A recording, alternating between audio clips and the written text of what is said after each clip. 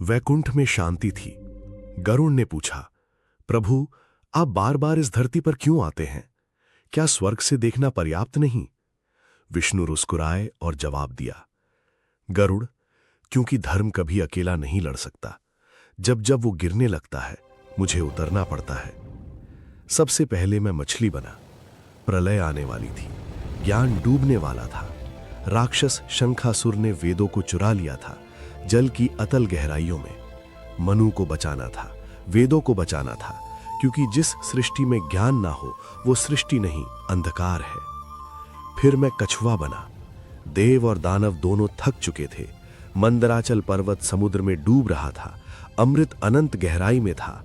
मैंने अपनी पीठ पर पूरा पर्वत उठाया, क्योंकि जब सृष्टि का संतुलन हिले तो आधार मुझे बनना होता है। फिर मैं वराह बना।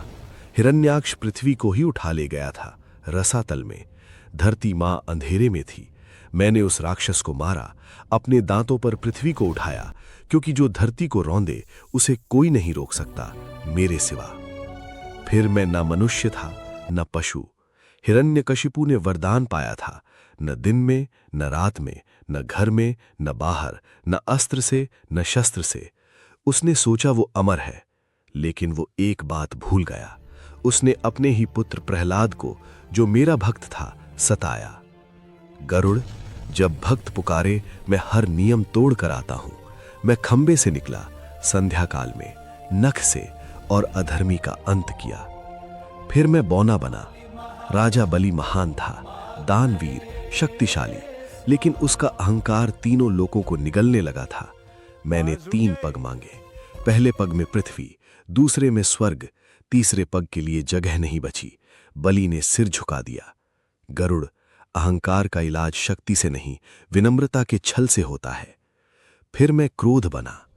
क्षत्रिय राजाओं ने धर्म छोड़ दिया था। शक्ति लूट और अत्याचार का पर्याय बन गई थी। मैंने परशु उठाया।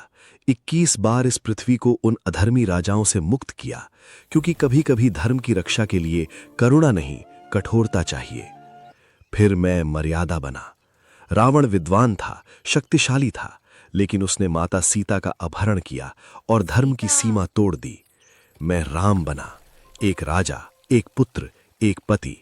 इसलिए नहीं कि रावण को मारना था, बल्कि इसलिए कि दुनिया को दिखाना था मर्यादा में रहकर भी महान हुआ जा सकता है।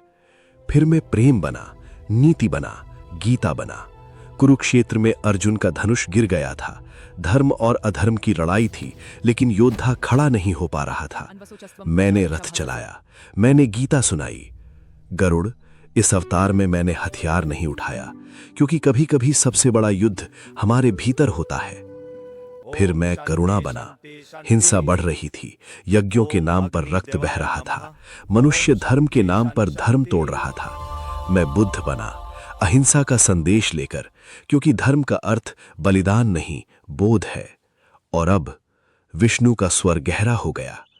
कलयुग में जब अधर्म अपनी चरम सीमा पर होगा, जब सत्य को झूठ कहा जाएगा, जब भक्त को कमजोर समझा जाएगा, तब मैं श्वेत अश्व पर आऊंगा, कल्कि बनकर, और इस युग का अंत करूंगा। गरुड़ की आंखें भर आईं। प्रभु, तो आप थकते नहीं? विष्णु बोले, गरुड़, मां थकती है क्या? जब बच्चा गिरता है वो दौड़ती है। मैं इस सृष्टि का पालक हूं, और जब जब धर्म गिरेगा मैं फिर आऊंगा। ये कहानी हर विष्णु भक्त तक पहुंचाओ। इस वीडियो को सेव करो, सब्सक्राइब करो और शेयर करो।